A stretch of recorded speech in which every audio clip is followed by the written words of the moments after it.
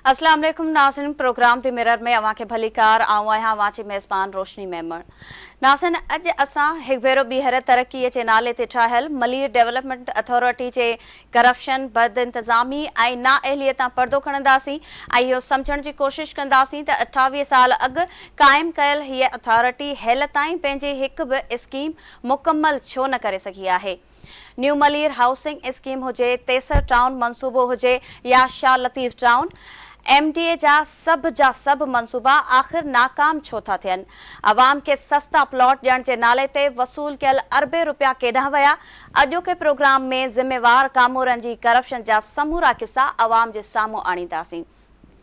अलाटीज़ खां वसूल कयल पैसनि जा कंहिं पंहिंजा बिभ भरिया अरबे रुपयनि जे करप्शन ते जांच कंदड़ इदारनि जे पुरस्रार ख़ामोशी छो आहे। कोशिश कंदासीं त समूरनि हक़ीक़तुनि तां पर्दो खणिजे। कहिड़ा कहिड़ा कामोरा मलीर डेवलपमेंट अथॉरिटी जी तबाहीअ जो सबबु बणिया आहिनि ऐं उन्हनि ख़िलाफ़ हेल ताईं कहिड़ी कार्रवाई थी आहे, इन हवाले सां तफ़सील अॼोके प्रोग्राम जो हिसो हूंदा। 28 साल गुज़रण बावजूद हिकु बि स्कीम मुकमल करण में नाकाम बणियल मलीर डेवलपमेंट अथॉरिटी सस्ता प्लाट ॾियण जे नाले ते अवाम खे ॿीहर ॿिन्ही हथनि सां फुरण लाइ कहिड़ो नओं मंसूबो ठाहियो आहे। असांजी कोशिश हूंदी त इन हवाले सां बि समूरा तफ़सील मालूम कजनि। मलीर जी तरक़ीअ लाइ जोड़ियल मलीर डेवलपमेंट अथॉरिटी 28 साल गुज़रण बावजूद हिकु बि स्कीम मुकमल न करे सघी। 1997 में 2005 खां शुरू कयल मंसूबा मुकमल करण में नाकाम बणियल MDA वरी हिकु नओं रिहाइशी मंसूबो आणण लाइ तयार। सस्ता प्लॉट ॾियण जे नाले ते वरी अरबे रुपयनि जी ओगाड़ी थींदी। सिंध हुकूमत MDA खे बेघर ऐं घटि आमदनीअ वारनि माण्हुनि खे अझा फराहम करण लाइ सस्ते अघ ते ज़मीन ॾिनी। MDA वरी उन खे कमाईअ जो ज़रियो बणाए छॾियो। MDA पारां अलाटीज़ खां डेवलपमेंट चार्जिस, ग्रिड स्टेशन ऐं यूटिलिटी चार्जिस जे नाले ते बि वसूली। सरज़मीन ते कार्य वारा कख नज़र अचनि था। अलाटीज़ खां वसूल कयल पैसा किथे ख़र्च थिया या उन्हनि पैसनि जो कीअं इस्तेमालु थियो, को पतो ई नाहे। जांच कंदड़ इदारनि जी बि पुरइसरार ख़ामोशी।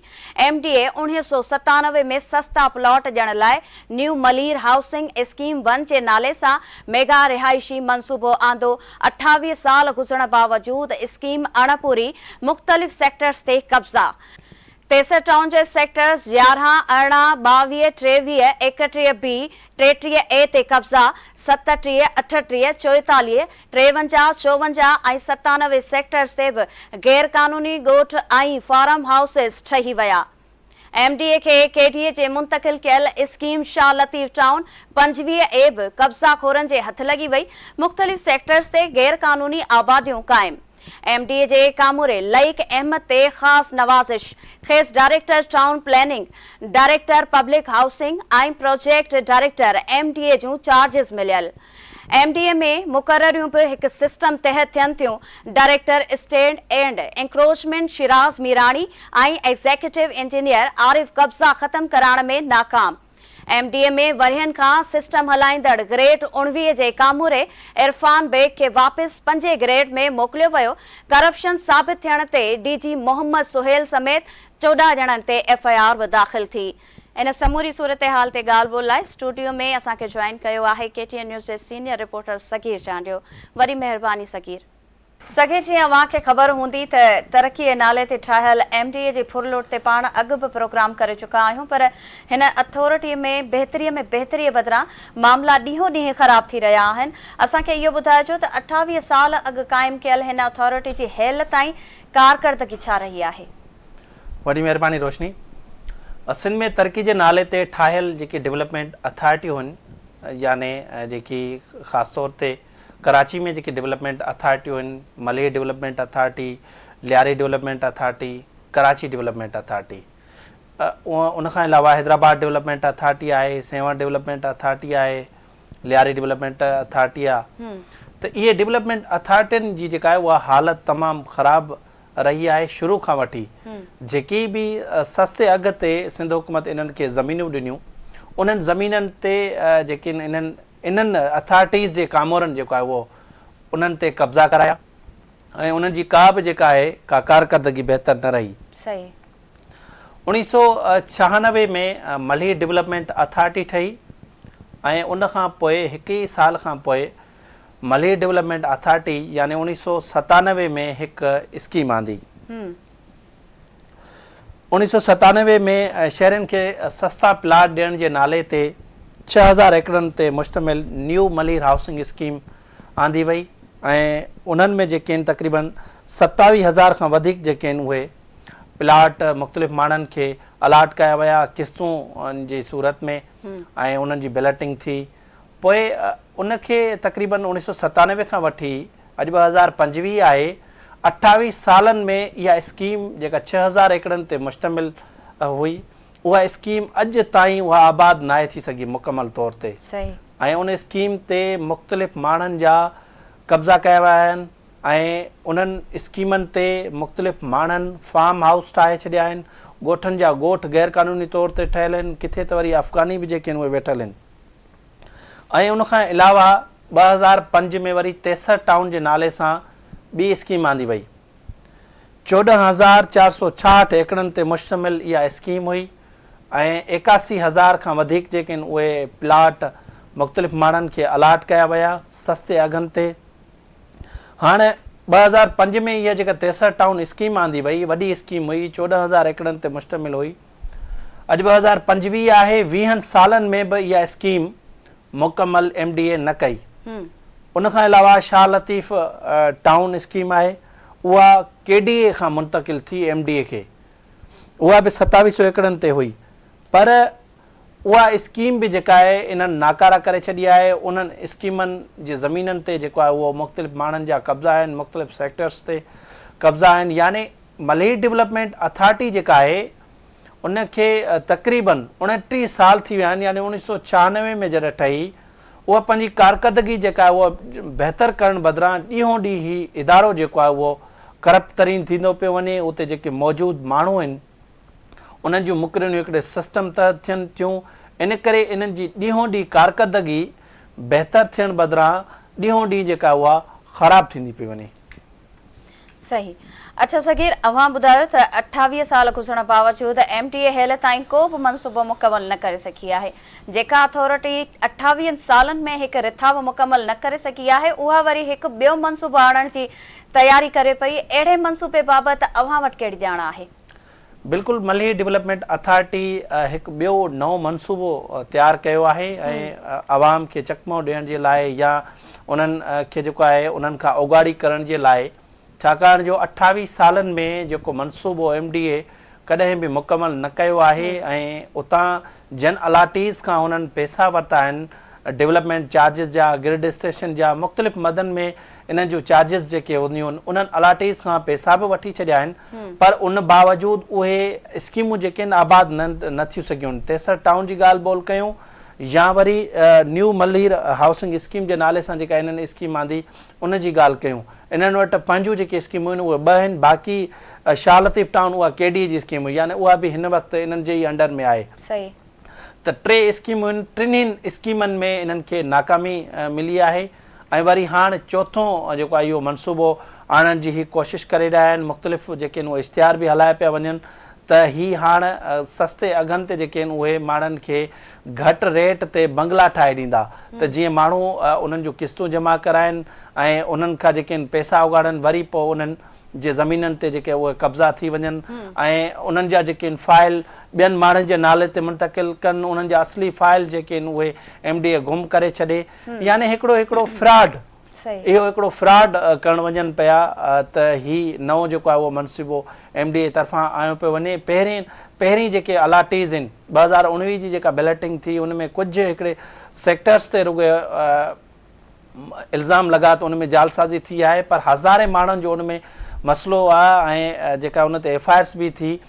इहा सॼी जालसाज़ी में जेके मुलविस माण्हू आहिनि उन्हनि जे ख़िलाफ़ कार्रवाई थियण बदिरां उन्हनि अलाटीज़ खे जेको आहे उहो रुलाए पियो वञे। यानी जन माण्हुनि खां इन्हनि करोड़े अरबे रुपया जेके आहिनि उहे हासिलु कया आहिनि, उन्हनि स्कीमनि खे जेका आबाद न पियो कयो वञे। उन्हनि जेके अलाटीज़ खां इन्हनि पैसा हासिलु कया उन्हनि जो को चेक एंड बैलेंस न आहे, किथे ख़र्च थियनि था, स्कीमूं कीअं आबाद थींदियूं, डेवलपमेंट चार्जिस जा जेके हिननि पैसा वरिता, यानी उहे स्कीमूं जेके आहिनि तबाहाली जो शिकार आहिनि। उते वॾा हिकिड़ा खॾा पइजी विया आहिनि ऐं उतां जो जेके इतलाउ अचनि पिया उन्हनि स्कीमनि जी हालत एतिरी जो ख़राबु आहे त केबल जूं तारूं बि जेके आहिनि उहे खणी विया आहिनि, थंभा जेके आहिनि उहे चोराए पिया वञनि, 4-4, 5-5 फुट हेठि जेके आहिनि उहे खॾूं खोटरे याने चला हणी करे जेके आहिनि उन्हनि जूं जेके बि तारूं आहिनि उहे चोरायूं पियूं वञनि। उन्हनि माफ़िया जे ख़िलाफ़ MDA का बि कार्रवाई न पई करे, छाकाणि जो उतां जा जेके माण्हू MDA जा आहिनि उन्हनि माफ़िया सां मिलियल आहिनि ऐं उन्हनि अलाटीज़ खे जेको आहे उहो दरपदर कयो पियो वञे, सालनि खां उन्हनि खे रुलायो पियो वञे। 28 सालनि में जेका MDA जेका स्कीम मुकमल न करे सघी आहे त वरी ही नई जेका स्कीम आईंदा उन्हनि खे त केतिरा ई 50 साल खां वधीक अरसो थी वेंदो। सही। अच्छा, इहो ॿुधाइजो त अवाम खे सस्ते अघ ते प्लॉट ॾियण जे नाले ते MDA मजमूई तौरु केतिरियूं स्कीम्स आंदियूं आहिनि ऐं उन्हनि स्कीम्स जो तबाहीअ जो असल कारण कहिड़ो आहे? मलई डेवलपमेंट अथॉरिटी में मजमूई तौर ते हिन वक़्तु जेके आहिनि उहे 3 रिहाइशी स्कीमूं आहिनि। पहिरीं स्कीम जेका आहे उन्हनि खे न्यू मलीर हाउसिंग स्कीम जे नाले सां उन्हनि 1997 में स्कीम आंदी ऐं उहा स्कीम अॼु ताईं आबाद न आहे। ऐं ॿी स्कीम जेका आहे उहा शाह लतीफ़ टाउन जेका KDA मां मुंतक़िल थी। टीं स्कीम जेका 2005 में 63 टाउन जे नाले सां उन्हनि स्कीम शुरू कई। सही। उहे 3 स्कीमूं आहिनि, टिननि स्कीमनि जी हालत ख़राबु आहे, टिननि स्कीमनि जे मुख़्तलिफ़ सेक्टर्स ते जेके आहिनि कब्ज़ा आहिनि। हाणे इन्हनि स्कीमनि जो तबाही जो असुलु कारण इहो आहे जो उते मेरिट न आहे, उते जालसाज़ी ऐं फ्रॉड तमामु घणो आहे। उते जेके वेठल माण्हू आहिनि याने जन जूं जेके सिस्टम जे तहत मुक़ररियूं थियनि थियूं उन्हनि खां को बि पुछाणो न आहे ऐं उते जेके आहिनि वॾा फ्रॉड थियनि था माण्हुनि जी फाइलनि में। त उते जेको डायरेक्टर जनरल मुक़ररु थिए थो उहो हिकिड़ो सिस्टम जे तहत मुक़ररु थिए थो। ऐं तव्हां ॿुधो हूंदो त माज़ी में बि ईअं थियो आहे जो जेका ज़मीन लैंड यूटिलाइज़ेशन खाते तमामु घटि रेट ते मलई डेवलपमेंट अथॉरिटी खे इन लाइ ॾिनी हुई त जेके माण्हुनि खे जेको आहे सस्ते अघ ते प्लॉट ॾियनि या उन्हनि जा घर ठाहिनि।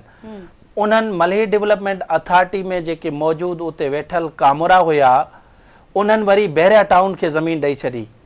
त इहे वॾा फ्रॉड जेके आहिनि उहे मलई डेवलपमेंट अथॉरिटी जे ज़रिए थींदा रहिया आहिनि।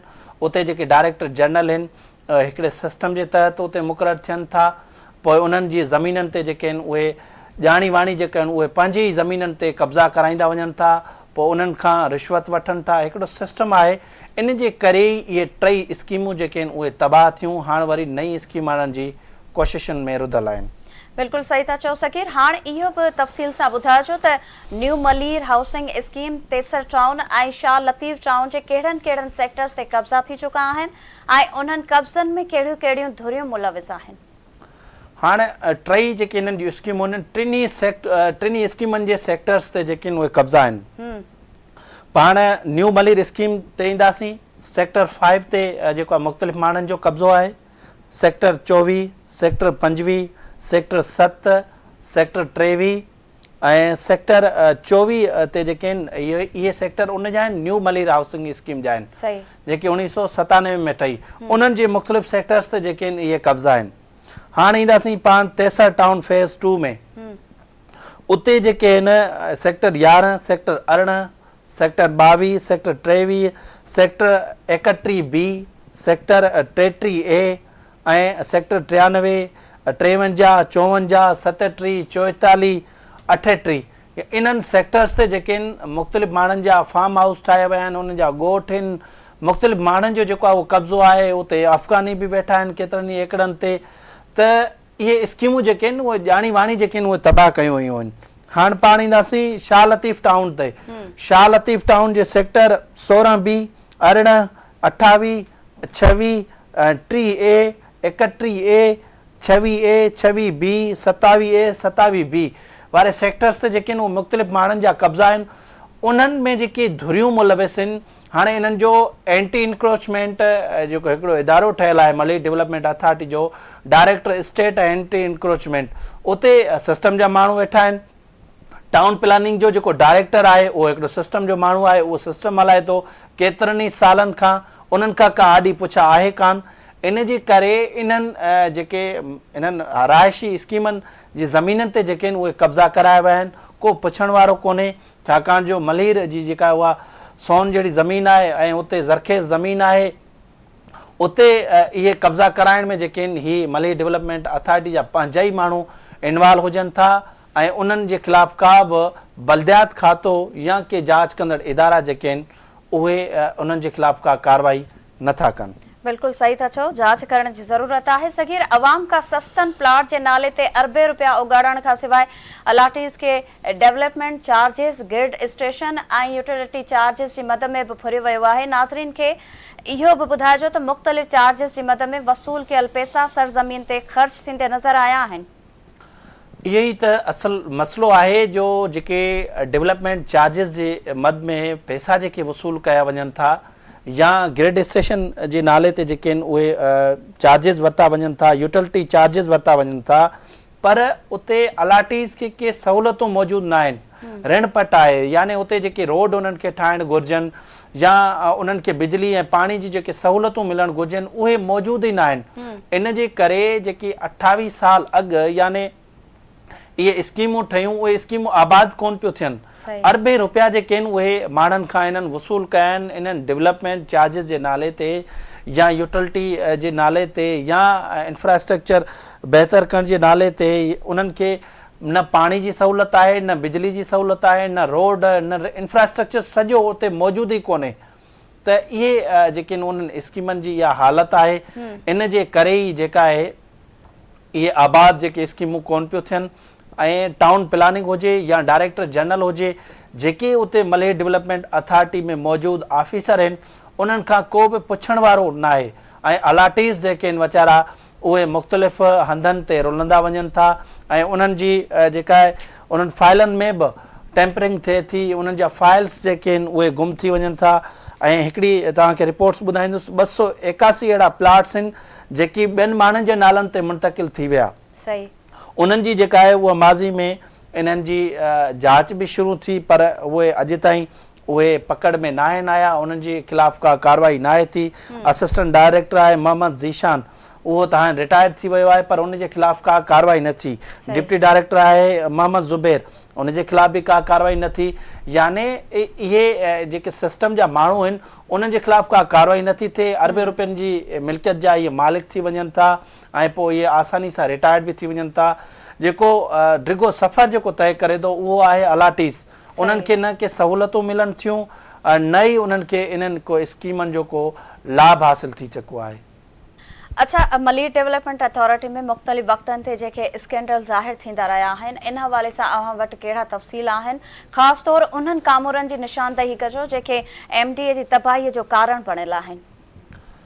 असल में मलई डेवलपमेंट अथॉरिटी में जेकी मुक़ररियूं थियूं आहिनि उहे हिकिड़े सिस्टम जे तहत थियूं। कंहिं दौर में हिकिड़ो इरफान बेग हुयो, उहो इरफान बेग जिन जी मुक़ररी जाली हुई, उनजी अपॉइंटमेंट ई सही न हुई, उहो सिस्टम हलाईंदो हुयो। उनखां अलावा मोहम्मद सोहेल हुयो कंहिं दौर में, उहो जेको आहे सिस्टम हलाईंदो हुयो, उनजे ख़िलाफ़ FIRूं बि थियूं। इहे जेके आहिनि उन्हनि जे दौर में ई मलई डेवलपमेंट अथॉरिटी में जेका वॾी तबाही आई। हाणे तव्हांखे ॿुधाईंदुसि त जेको मलई डेवलपमेंट अथॉरिटी में सालनि खां सिस्टम हलाईंदड़ 19 ग्रेड जो इरफान बेग हुयो, उन्हनि खे वापसि 5 ग्रेड में मोकिलियो वियो आहे। असांजे बलदियात खाते खे आख़िरकार जेका उहा सुजागी अची वई आहे ऐं उन इरफान बेग खे 5 ग्रेड में उन वापसी जो नोटिफिकेशन जारी करे छॾियो आहे। हाणे इरफान बेग 19 ग्रेड ताईं हिकिड़ो हुयो माण्हू ऐं उहो MDA खे हलाईंदो हुयो।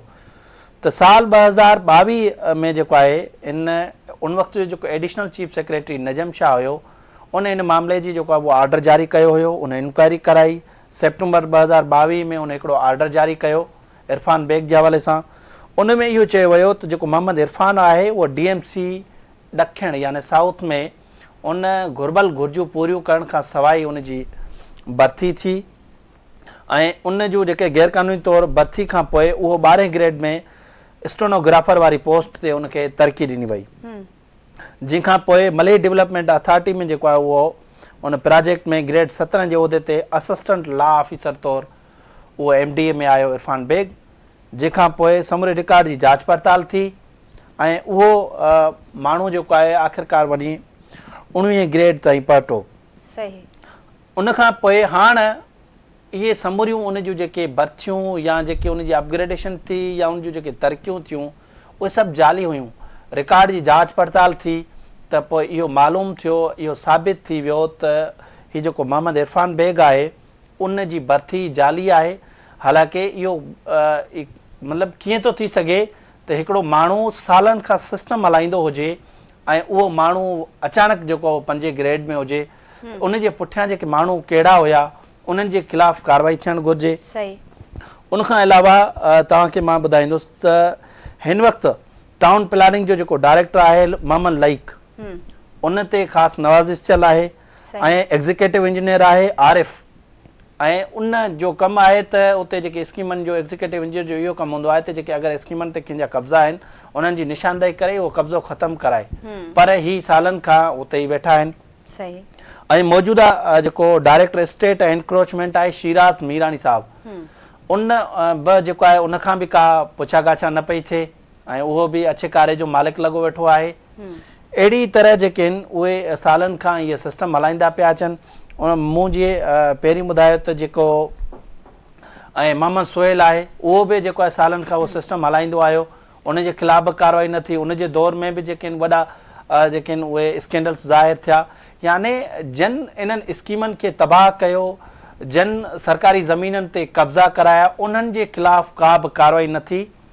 जेकी बि अलाटीज़ जेके वीचारा ग़रीब माण्हू जेके आहिनि घर अॾण जे नाले ते उते विया ऐं उन्हनि जे हथे चढ़ी विया ऐं मलही डेवलपमेंट अथॉरिटी जेको आहे उन्हनि माण्हुनि खे ॿिन्ही हथनि सां फुरींदे ऐं उन्हनि खां डेवलपमेंट चार्जिस बि वरितियूं, यूटिलिटी ग्रिड स्टेशन जी मद में सभु मूरियूं उन खां चार्जिस बि वरितियूं, किस्तूं बि वरितियूं, पर उन्हनि खे उन्हनि मां इन्हनि स्कीमनि मां को लाभ न मिलियो। न ई वीचारा उन्हनि को अजो ठाहे सघिया ऐं उते ई सरज़मीन ते केतिरनि ई माण्हुनि जे उन्हनि प्लाटनि ते त कब्ज़ा थी विया आहिनि, उन्हनि जा फाइल जेके आहिनि ॿियनि माण्हुनि जे नालनि ते मुंतकिल थी विया आहिनि। त याने ही जेके आहिनि रुगो स्कीमनि खे तबाह करण में इन्हनि ई ऑफिसरनि जो जेको आहे उहो हथु हुयो ऐं आहे। हाणे उन्हनि जो जेका उहो पुॼाणी थी आहे।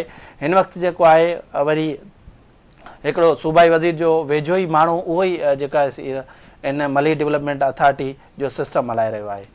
बिल्कुल सही था चो सगीर, कार्रवाई ज़रूरत है। हाँ उन्हनि कामोरनि बाबत भी बुधाइजो जिन ते इदारो अञा ताईं मेहरबान बणियल है। असां वटि इहे भी रिपोर्ट्स आहिनि त कुछ कामोरनि खे 3 सणभियूं पोस्टूं मिलियल आहिनि। अहिड़नि ख़बरुनि में केतिरी सदाकत आहे? बिल्कुल उन्हनि कामोरनि ते ख़ासि नवाज़िश कई वई आहे ऐं उहे गुज़िरियल केतिरनि ई सालनि खां उन्हनि मेन उहिदनि ते जेके वेठल आहिनि। हाणे MDA जो कामोरो आहे लईक अहमद, उन ते ख़ासि नवाज़िश कई वई आहे। हिकु न पर 3 4 उहिदा जेके आहिनि उन वटि रहिया आहिनि। कहिड़ी उन वटि जेका आहे उहा महारत आहे जो अहिड़े क़िस्म जा जेके आहिनि उहे उहिदा हलाए वेठो आहे ऐं उहो 1 साल या न पर केतिरनि ई सालनि खां उहो वेठो आहे लईक अहमद साहब।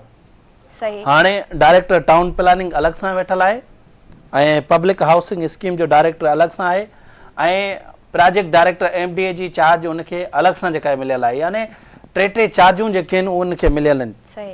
ईअं ई मुख़्तलिफ़ उते जेके ऑफिसर वेठा आहिनि उन्हनि ते नवाज़िश कई वई आहे। जेकी कब्ज़े में मुलविस आहिनि या जेकी कब्ज़ा कराइनि था सरकारी ज़मीननि ते उन्हनि खे 2 3 जेके आहिनि उहिदनि सां नवाज़ियो वियो आहे। को पुछण वारो न आहे, छाकाणि जो ही अथॉरिटी जेका आहे उहा हमेशह सिस्टम जे तहत हली आहे ऐं उते मुक़ररियूं बि जेके आहिनि उहे सिस्टम तहत थींदियूं आहिनि। इन करे ई 3 4 उहिदा जेके आहिनि उन्हनि कामोरनि खे मिलियल आहिनि। अच्छा सगीर, इहो ॿुधाइजो त सिंध में तरक़ीअ जे नाले ते ठाहियल डेवलपमेंट अथॉरिटियूं रुगो माण्हुनि खां फुरलट लाइ ठाही वियूं आहिनि, छाकाणि त उन्हनि अथॉरिटीज़ जी हिकु बि स्कीम मुकमल थींदे नज़र नथी अचे। बिल्कुल जेकी डेवलपमेंट अथॉरिटियूं जेके ठाही वियूं आहिनि उन्हनि जी कारकर्दगी 0 आहे। लाड़काना डेवलपमेंट अथॉरिटी त सिंध हुकूमत खे बंदि करणी पइजी वई, छाकाणि जो इहो हुकूमत ते बोझ हुई। ॿियनि डेवलपमेंट अथॉरिटियुनि जी बि इहा ई हालत आहे। सेवर डेवलपमेंट अथॉरिटी में पगारूं न आहिनि। हैदराबाद डेवलपमेंट अथॉरिटी बि माली बहिरान जो शिकार आहे। कराची डेवलपमेंट अथॉरिटी जी बि साॻी सूरत हाल आहे। 40 करोड़ रुपया हर महीने सिंध हुकूमत खां ग्रांट वठे थी। लियारी डेवलपमेंट अथॉरिटी जो बि साॻियो ई बुरो ई हाल आहे। उते बि सरकारी ज़मीननि ते कब्ज़ा कया विया आहिनि। माण्हुनि खे को फ़ाइदो नथो मिले। मलही डेवलपमेंट अथॉरिटी जी बि मां अवाम नाज़रीन जे आॾो जेका उहा सूरताल रखीसीं त मलही डेवलपमेंट अथॉरिटी कीअं माण्हुनि खां जेका उहो फुरलोट करे पई 28 सालनि में का हिकु बि जेका उहा स्कीम मुकमल न करे सघी आहे। यानी हिकिड़ो फ्रॉड आहे।